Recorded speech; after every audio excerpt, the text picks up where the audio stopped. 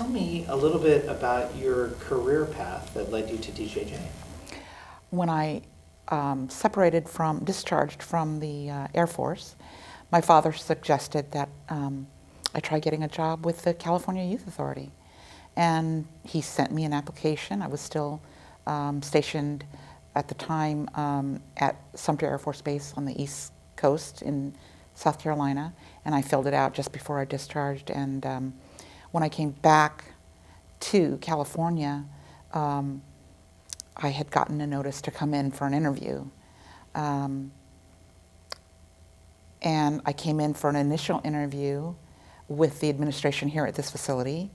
And then shortly after, I believe the written exam happened.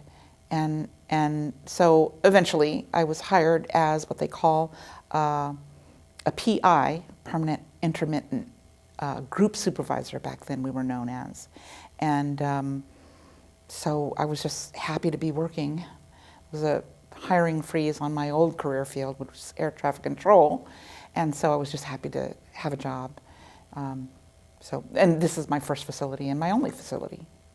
So what was it like then when you first started?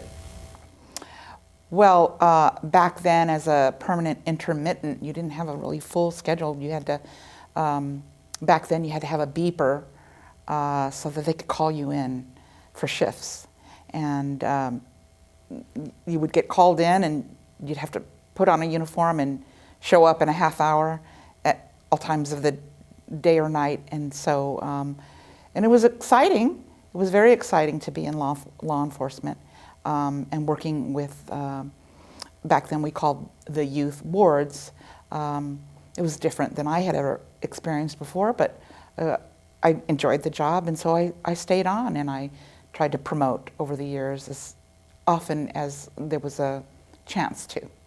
Yeah. So what year did you actually begin? 1991. 91. November of 1991. And you know, I promoted very quickly to sergeant and senior youth correctional counselor and then lieutenant. And at some point in I believe it was 2008, I had an opportunity to promote to treatment team supervisor as a reform specialist with IBTM. And that just really opened up my career at that point. And my career actually blossomed because of that move. It was my understanding that a relative of one of the youth that was detained in the youth authority brought suit against the department because she believed that treatment, training, and rehabilitation was not occurring for her youth and for other youth in the youth authority, and that's how the lawsuit came about. And there was a consent decree, and out of that consent decree, there was a remedial plan that was made. And so when I had an opportunity to join what we called the reform team, who was responsible, the team was responsible for implementing the changes that were coming out of IBTM and the changes that we were trying to implement within the facilities.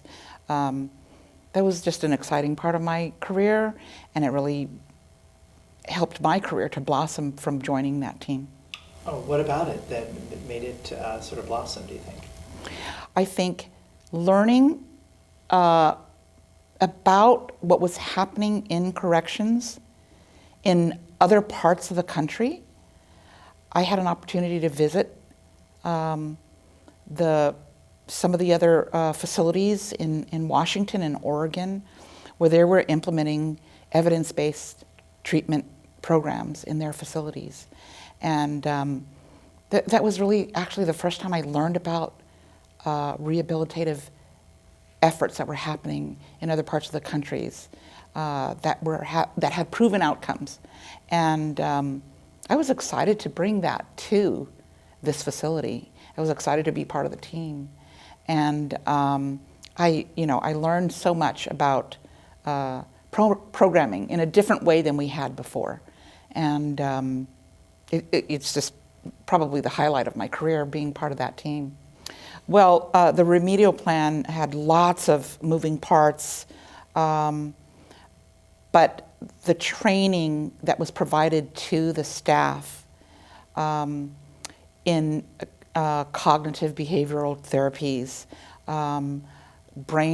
adolescent brain development, and conditions of confinement, and training the staff and implementing the programs helped to bring a reduction in violence in our facilities. I mean, I looked at the trends over the, years that I had when I first started with IBTM. We saw a reduction in the use of force, in staff assaults, in the behavior report, the write-ups that youth would get. Truancy went down.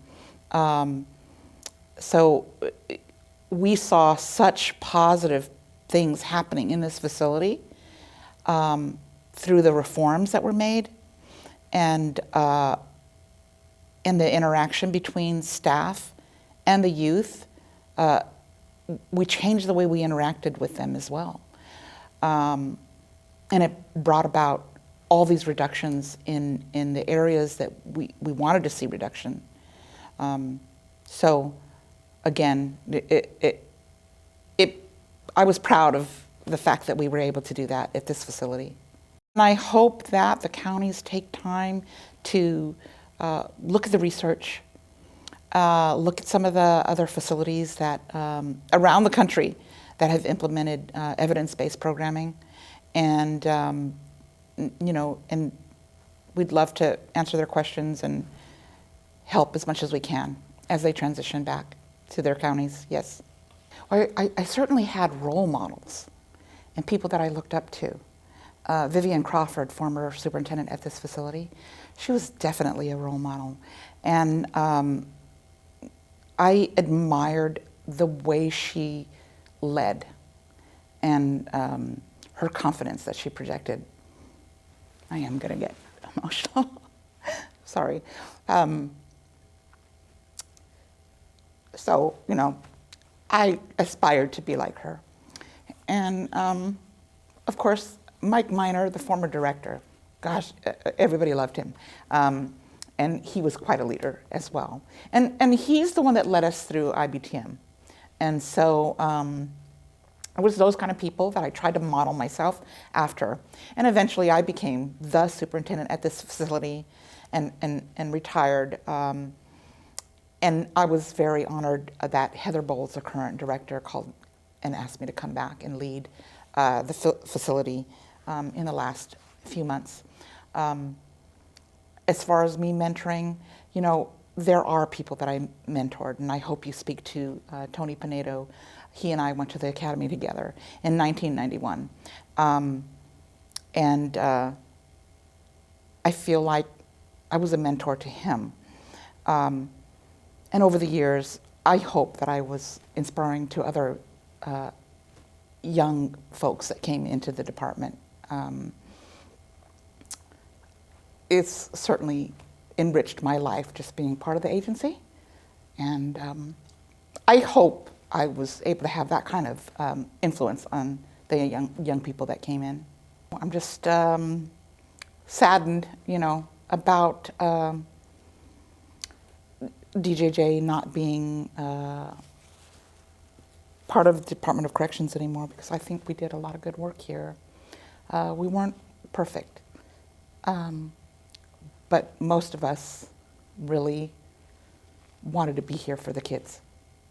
And I hope that the counties can pick up where we left off and have good staff with good hearts who care about these kids.